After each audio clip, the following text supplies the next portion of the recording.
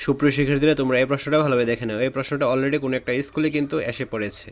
এখন এই প্রশ্নটি হুবহু তোমার স্কুলে আসতে পারে, আবার নাও আসতে পারে। তো আমরা যে ভিডিওগুলো আপলোড করতেছি, অনেকেই কমেন্ট করতেছে যে তাদের স্কুলের সাথে হুবহু কমন পড়েছে, আবার আংশিক কমন পড়েছে, এরকম কমেন্টের সংখ্যা অনেক বেশি। আবার এমনও কমেন্ট আসতেছে যে তাদের স্কুলে এই প্রশ্নটা একদম বা 1% কমন পড়ে না, এমনও কমেন্ট কিন্তু আসতেছে। যাই হোক, আমরা এই প্রশ্নটা পরীক্ষার আগে ভালো করে পড়ে নিব। যদি কমন আসে তখন তোমরা কি করবে? আমরা প্রতিদিন এরকম টাইপের প্রশ্নগুলো দেখব, এর ফলে তোমরা পরীক্ষায়ও কমন পাবে এবং পরীক্ষায় একটা কনফিডেন্স নিয়ে যেতে পারবা। এই প্রশ্নের উত্তরগুলো বই অথবা গাইডে পেয়ে যাবা। আমরা চলো বহু নির্বাচনী প্রশ্নগুলো দেখি। তো এখানে এই বহু নির্বাচনী প্রশ্নগুলো কিন্তু ক্লিয়ারলি বোঝা যাচ্ছে, তোমরা অবশ্যই এই প্রশ্নগুলো দেখে নাও।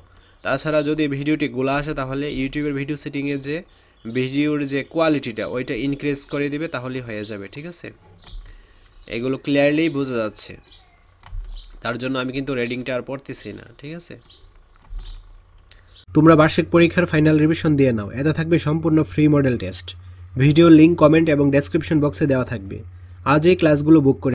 তো বংশগতির মৌলিক একক কী? তারপর বংশগতিবিদ্যার গবেষণায় ম্যান্ডেলের মোটির শুটি গাছকে বেছে নেওয়ার কারণ হলো। তারপর ম্যান্ডেল বিভিন্ন উৎস থেকে কত ধরনের উদ্ভিদ বীজ সংগ্রহ করে আশ্রমের বাগানে প্রায় 1 বছর প্রত্যেক ধরনের বীজের বৈশিষ্ট্য বিশুদ্ধতা পরীক্ষা করেন। তোমার ভর 50 কেজি হলে তোমার ওজন কত? 10 কেজি। পানির তাপ ধারণ ক্ষমতা কত? তারপর এক কথায় উত্তর। দেখো এখানে এই লেখাগুলো ক্লিয়ারলি, একদম ক্লিয়ারলি বোঝা যাচ্ছে। কোনো কারণে যদি ভিডিওটি ঝাপসা আসে বা গোলা মনে হয়, তখন তোমরা কী করবে? ভিডিওর সেটিংয়ে যে কোয়ালিটিটা ইনক্রিজ করে দেবে, তাহলে ক্লিয়ারলি বুঝতে পারবা। আর এই প্রশ্নটা যেহেতু কোনো একটা স্কুলে আসছে অলরেডি, তো এই প্রশ্নটা কিন্তু অনেক ইম্পর্টেন্ট। তোমরা অবশ্যই পরীক্ষার আগে এই প্রশ্নটা বই অথবা গাইড থেকে অ্যান্সারগুলো বের করে প্র্যাকটিস করে যাবা। আশা করছি তোমরা বুঝতে পেরেছো। ঠিক আছে, তারপর গ বিভাগ রচনামূলক প্রশ্ন, দৃশ্যপট নির্ভর বিহীন 3টি প্রশ্নের উত্তর দিতে হবে। তারপর দেখো এখানে এই প্রশ্নটা কিন্তু ক্লিয়ারলি বোঝা যাচ্ছে, তোমরা জাস্ট প্রশ্নটা দেখে গাইড বা অ্যান্সার, তো তোমরা জাস্ট প্রশ্নটা দেখে গাইড বা বই থেকে অ্যান্সারগুলো বের করে নিবে।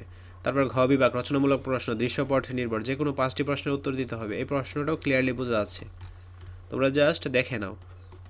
ঠিক আছে, ক্লিয়ারলি সব কিছু কিন্তু বোঝা যাচ্ছে। তো এই হলো সম্পূর্ণ প্রশ্নটা। হাই এভরিওয়ান, এটি আমার পার্সোনাল চ্যানেল, সবাই সাবস্ক্রাইব করে দিও।